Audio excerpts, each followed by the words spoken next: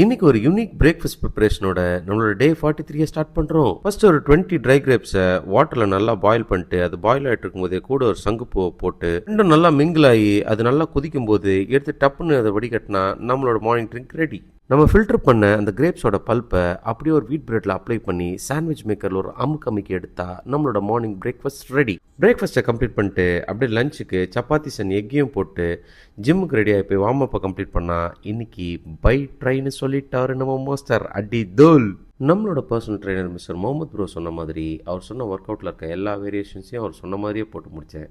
சில இடங்களில் தப்பு பண்ணும்போது நீங்கள் போடுறது தப்பு அப்படின்னாரு. அவர் சொன்ன மாதிரியே திருப்பி கரெக்ட் பண்ணி அந்த ஒர்க் அவுட்டை கம்ப்ளீட் பண்ணிவிட்டு ரிட்டர்ன் வீட்டுக்கு வரும்போது திடீர்னு வந்து நான் இடியுடன் கூடிய மழை எப்படியோ எஸ்கேப் ஆகி வெயிட் பண்ணிலாம் பார்த்தேன். பட் ஆனால் எவ்வளோ நேரம் தான் வெயிட் பண்ணுறதுன்னு சொல்லி வீட்டில் திட்டு வாங்கலாம் பரவாயில்லன்னு மழையில் நெஞ்சிட்டே வீட்டுக்கு போகிறது மட்டும் இல்லாமல் மழையில் நனைந்த வாரி 43வது நாளை நிறைவு செய்கிறோம். சாமியோ நாளை சந்திப்போம்.